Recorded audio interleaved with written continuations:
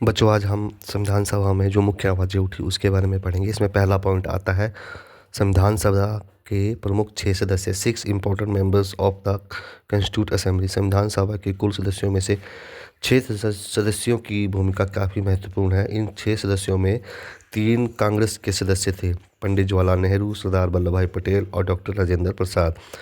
Number 1, Pandit Jawaharlal Nehru ने ऐतिहासिक उद्देश्य प्रस्ताव पेश किया। तिरंगा झंडे के 3 रंग, केसरिया, सफ़ेद और हरा, और उसके बीच नीला चक्र और राष्ट्रीय ध्वज का प्रस्ताव भी इन्होंने ही पेश किया। सरदार वल्लभ भाई पटेल ने पर्दे के पीछे अनेक महत्वपूर्ण काम किए, कई रिपोर्टों के प्रारूप लिखे, परस्पर विरोधी विचारों के बीच सहमति पैदा की। डॉक्टर राजेंद्र प्रसाद संविधान सभा के स्थायी अध्यक्ष थे। उन्होंने चर्चा को रचनात्मक दिशा में ले गए तथा सभी सदस्यों को अपनी बात कहने का अवसर दिया। दूसरा पॉइंट आता है प्रारूप समिति के अध्यक्ष B.R. अम्बेडकर। कांग्रेस के त्रिगुट नेहरू, पटेल और प्रसाद के अतिरिक्त प्रख्यात विधिवेत्ता और अर्थशास्त्री B.R. अम्बेडकर सभा के महत्वपूर्ण सदस्यों में से एक थे। ब्रिटिश शासन के दौरान अम्बेडकर कांग्रेस के राजनीतिक विरोधी थे, परंतु महात्मा गांधी की सलाह पर उन्होंने केंद्रीय विधि मंत्री का पद संभालने का न्योता दिया गया था और इस भूमिका को उन्होंने संविधान की प्रारूप समिति के अध्यक्ष के रूप में काम किया। उनके साथ 2 और वकील काम कर रहे थे, K.M. मुंशी जो कि गुजरात से थे, अल्लादी कृष्णवासी अय्यर जो कि मद्रास से थे। दोनों ने ही संविधान के प्रारूप पर महत्वपूर्ण सुझाव दिए। तीसरा पॉइंट आता है प्रशासनिक अधिकारी। इन 6 सदस्यों को 2 प्रशासनिक अधिकारी महत्वपूर्ण सहायता दे रहे थे। Number 1, B.N. राव। वे भारत के संवैधानिक सलाहकार थे। उन्होंने अन्य देशों की राजनीतिक व्यवस्था का गहन अध्ययन कर अनेक चर्चा पत्र तैयार किए।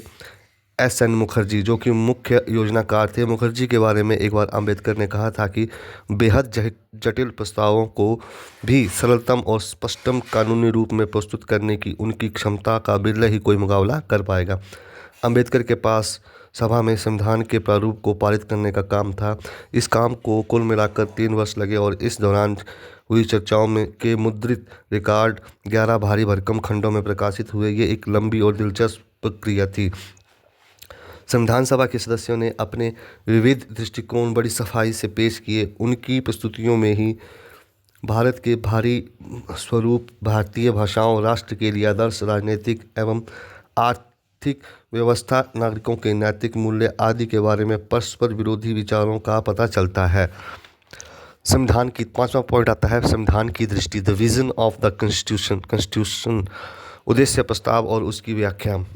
Objective resolution and it's explanation. उद्देश्य प्रस्ताव, ऑब्जेक्टिव रेजोल्यूशन। 13 दिसंबर 1946 को पंडित जवाहरलाल नेहरू ने संविधान सभा के सामने उद्देश्य प्रस्ताव पेश किया।